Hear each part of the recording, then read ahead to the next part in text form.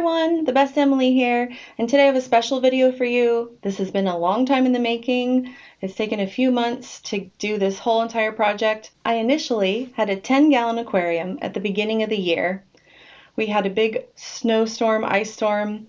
That one didn't really make it, so I decided to start over with a 15-gallon, and that one was going really well. Decided to restart up the 10-gallon.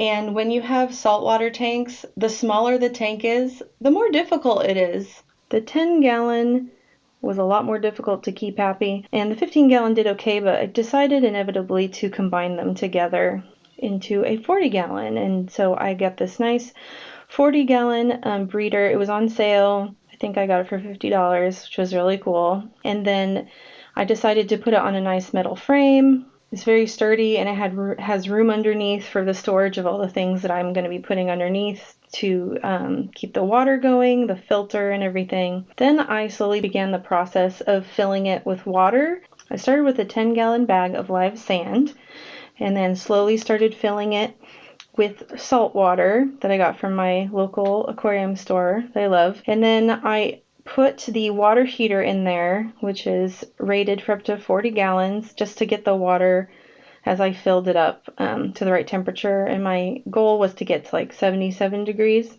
And then I also added one circulation fan just to kind of keep the water moving and to also help like the sand settle, because when you pour the sand in, it kind of gets everywhere. And then I just noticed that once the sand had settled that there wasn't enough sand in there for my liking, so I decided to put one more 10-gallon bag in there because I have some little creatures that like to burrow, and I wanted to make sure that they'd have enough sand to dig in and everything. But after I got the sand all settled and the water filled, I did a quick clean on the sides, and I ended up putting in Filtration 9. And it's just some good enzymes to help the cycle of the bacteria get going inside the water. The next step was to put together a canister filter. The one I got was a Sump HW3000.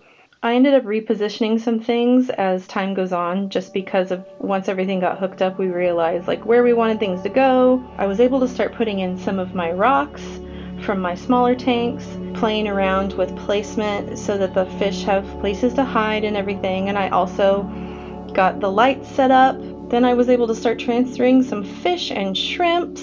So at this point I have 3 chromis fish, some cleaner shrimp, some what they call sexy shrimp, an anemone, and a few corals, and then a pistol shrimp and a goby fish.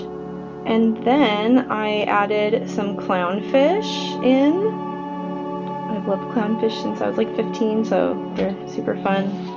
Then I put some nice black backing on the back, and I found this neat trick where instead of buying like the adhesive that you can buy online, you just use olive oil and it makes it stick to the back of the tank. So just put olive oil on there, and I stuck it on there, and it stuck really well. And then I just had to smooth it out and get all the bubbles out of it. And it was nice because it covers up all the pipes running down the back and everything, and helps, you know, block sunlight from like the window and all that stuff, and it just makes it look really nice. And then the next step was to set up what is called a sump, which is another way to make sure that your water stays nice and clean. And so I started with a 10-gallon aquarium tank. I cleaned all up. I got a nice little divider set offline that I put in with the silicone seal, and it gives you 3 different sections. And one section is for your pump, which sends the water up to the big tank. And then the middle one is where I put my heater. And the third one is where you put your filter sock, which is where the water comes down from your large tank and filters through the sump. Then the next step was getting the overhang filter set up, which is the part that actually connects to the sump down below. And that was a real pain in the butt. I ended up going to Home Depot like 3 or 4 times just trying to find the right fitting and the right tubes and everything, but eventually got it figured out.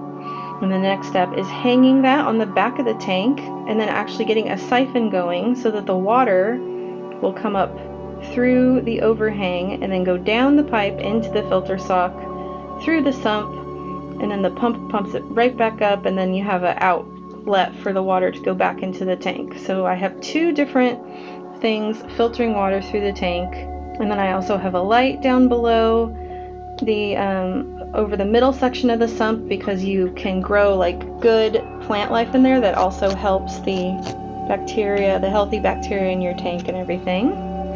And then I decided to put a curtain around the bottom so that it looks nice and finished. So I got some magnetic hooks, and I had a piece of fabric lying around that was a nice dark blue color, and I cut it and just hung it. You know, I didn't have to sew anything. I just cut it and put some little hangers on it and got it put all around the bottom. And I cut it down the middle so you could open it, because you have to replace your water and do things like that and be able to clean the sump and clean the filters and everything. So it looks really nice, all finished up, all nice and clean. And then the very last step was putting together a lid for the top, because some fish are jumpers and they like to jump out. So we had to construct this lid from a kit that I had with a nice little screen mesh.